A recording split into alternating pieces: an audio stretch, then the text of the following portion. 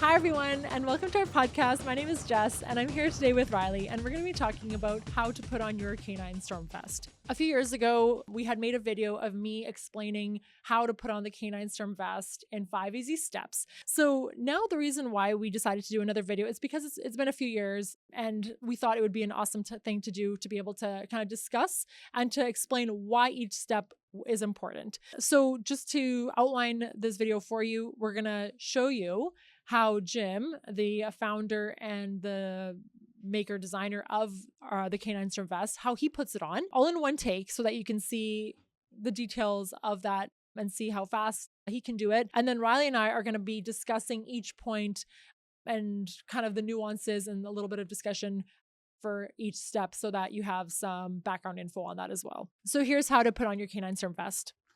So today we're going to put on Otto's aerial insertion vest. First thing I'm going to do is clip the neck strap around his neck. The vest is going to hang there. Once it's hanging there like that, you can very easily fish through his legs, starting with the right leg first.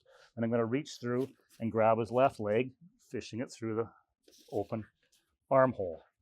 Then I'm going to pull the vest up, straighten it out around his back, and I'm going to engage the zipper here.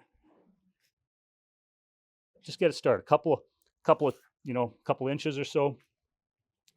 Now you notice that I got the neck buckle. It's still done up. This is very important because what it's doing is helping you align the vest into the correct position so that you can go ahead and grab the side of it and use your zipper. There's very little stress. It's like 2 fingers to pull the zipper back and forth, right?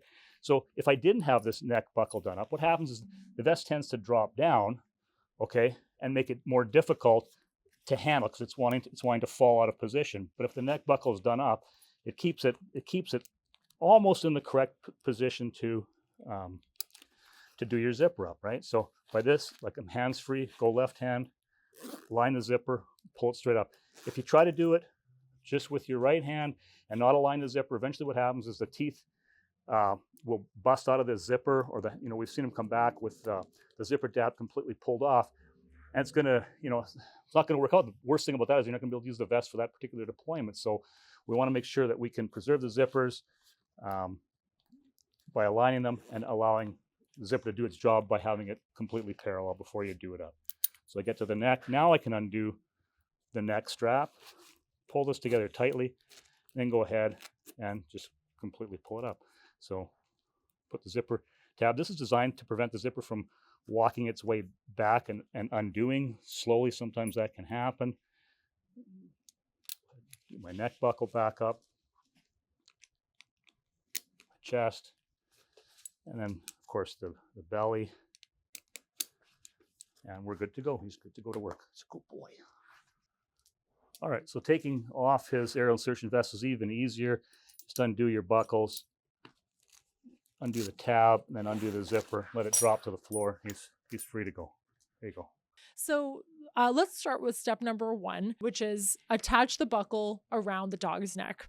By attaching the neck strap buckle, you now have access to your hands to be able to do up the zipper and align it properly.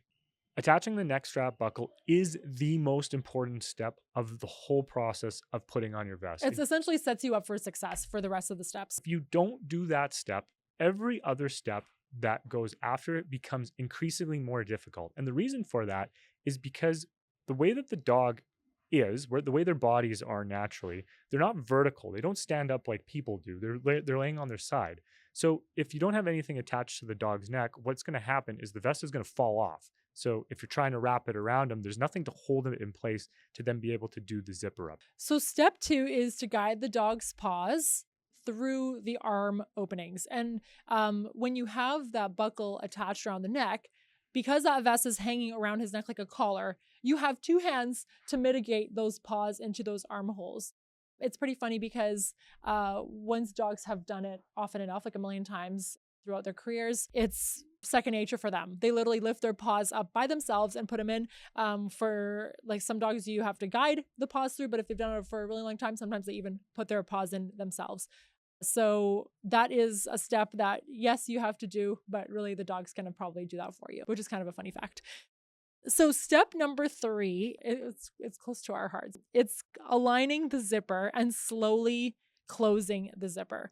So the reason why I joke that it's important to us is because we deal with the repairs that come into our factory.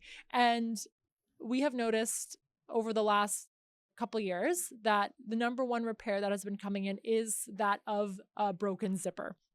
So we have sourced the strongest zippers around the world, and we are always looking for the next best product and the strongest thing. Right now, this zipper that we have is the strongest product. That being said, there's nothing stronger than the muscles of a handler. And you don't really have to be the strongest human being on earth in order to break a zipper if it's not being put on correctly. So what we suggest is aligning that zipper before zipping it up. If that means you have to do it in a few steps and a few zips, that's perfect. If you are able to pull that side over and then align the zipper and then zip it up that way, that works perfect too. But you must align the zipper before closing it in order to make sure that that zipper isn't getting a lot of the stress of the strength. Because they are strong, it doesn't mean that they are indestructible.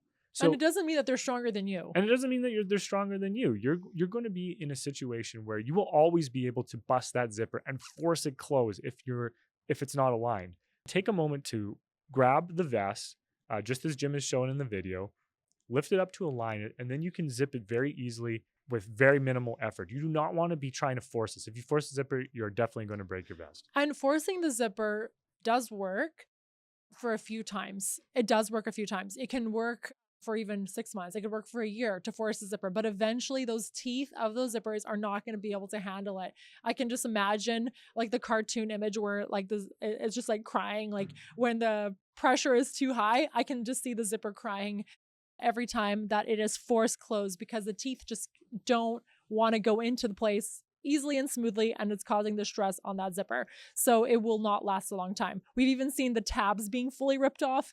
Those tabs, again, you have to put some strength into that to pull that tab off completely. So we have also seen that as a repair as well. Those types of repairs are indicative of the zipper not being aligned. And we know that from the thousands of vests that we have out there and the testing that we've done internally to be able to determine how the equipment is actually breaking in the field. So again, align your zipper, make it easier on yourself by taking time with that step. The good news is it's extremely easy to make sure that that zipper lasts forever by just aligning it. So it's not something that is impossible. You'll be able to do it and you'll find a lot of success with that too.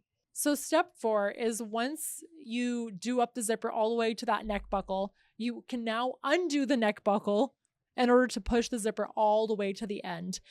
We have a special tab at the top in that area in order to prevent the zipper to accidentally go down when it's not supposed to. So the 5th and final step is to just do your final adjustments.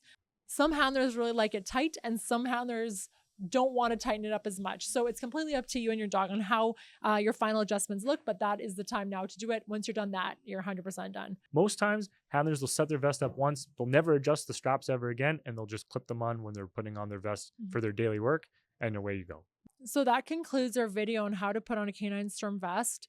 But these are just little nuggets of information to help you put that vest on before every shift and to storm through anything.